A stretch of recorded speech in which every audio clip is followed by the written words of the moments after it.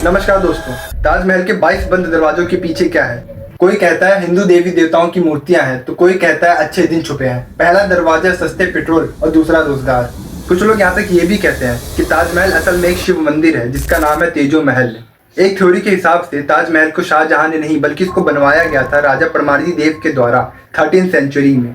इसके बाद ये राजा मानसिंह को मिला और शाहजहां ने इनके पोते राजा जयसिंह से खरीदा था। ऐसी एक और थ्योरी है ताजमहल के बारे में। कहा जाता है शाहजहां ने 20,000 वर्कर्स के हाथ कटवा दिए थे सिर्फ इसलिए ताकि वो वर्कर्स फिर कभी ऐसे खूबसूरत मॉन्यूमेंट्स ना बना पाए। अब एक थ्योरी के हिसाब से तेजो महल बना था 13th सेंचुरी में और दूसरे थ्योरी के हिसाब से शाहजहां ने 20,000 वर्कर्स के हाथ कटवाए थे 17th सेंचुरी में, यानी 450 साल के आसपास।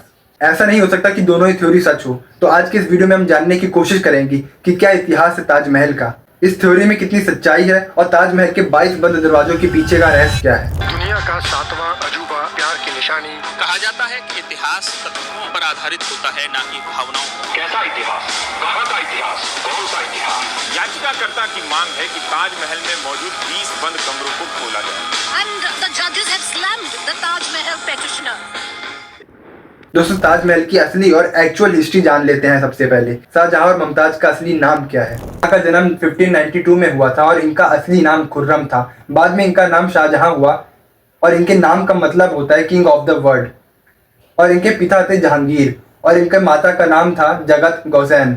दूसरी तरफ मुमताज का जन्म हुआ था 1593 में और इनका असली नाम था अंजुमन बानू बेगम। शाहजहां और मुमताज की शादी हुई थी 1612 में। हिस्टोरिकल रिकॉर्ड के अकॉर्डिंग मुमताज का इंटरेस्ट एडमिनिस्ट्रेशन में था और शाहजहां जहां पर भी जाते थे ये उनके साथ जाती थी।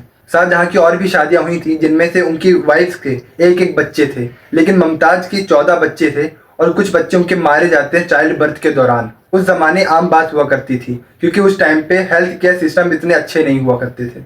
अनफॉर्चुनेटली मुमताज का डेथ हो जाता है 14वें बच्चे को जन्म देते वक्त और शाहजहां उनके डेथ के वजह से काफ़ी डिप्रेशन में चले जाते हैं। वो कई हफ्ते कई महीने तक वो रोते रहते हैं और अपने आप को आइसोलेट कर लेते हैं। और बताया जाता है जब वो बाहर निकले तो उनके बाल सफ़ेद हो चुके थे, झुर्रियाँ पड़ चुकी थी और थोड़े झुक चुके थे और फिर उन्होंने फैसला लिया ताजमहल बनाने का।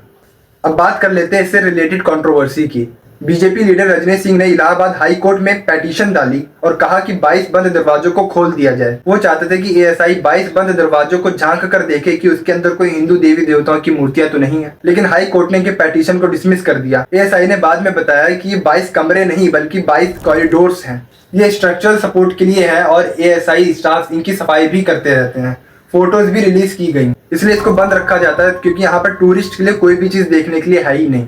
ये पहली बार नहीं है दोस्तों, 2015 में भी हाई कोर्ट ने ऐसी एक पेटिशन को रद्द किया था। गवर्नमेंट और एएसआई दोनों ने कहा था कि इनमें कोई एविडेंस नहीं मिलता कि पहले ताजमहल एक हिंदू मंदिर था और ना ही ऐसा कुछ एविडेंस मिलता है कि लैंड हड़पा गया हो। शाहजहां ने राजा जयसिंह से इसको 5 प्लेसेस देकर खरीदा था। सवाल उठता है आखिर झूठ क्यों बोला गया कि वहां पर एक हिंदू मंदिर है और ये तेजो महल थ्योरी कहाँ से आई। तो दोस्तों इसका जवाब है पीएन ओक। ये कोई हिस्टोरियन नहीं थे, बस इनको हिस्ट्री पढ़ना बहुत पसंद था, हिस्ट्री लिखना बहुत पसंद था और ये अपने मन मर्जी से हिस्ट्री लिखते थे, यानी हिस्ट्री को रिराइट करते थे।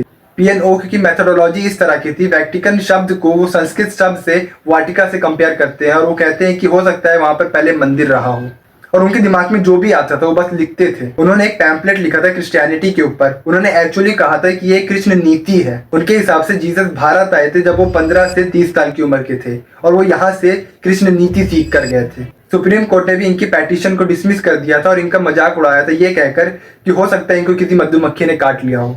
और अब बात करते हैं शाहजहां ने जो 20,000 लोगों के हाथ कटवा दिए थे।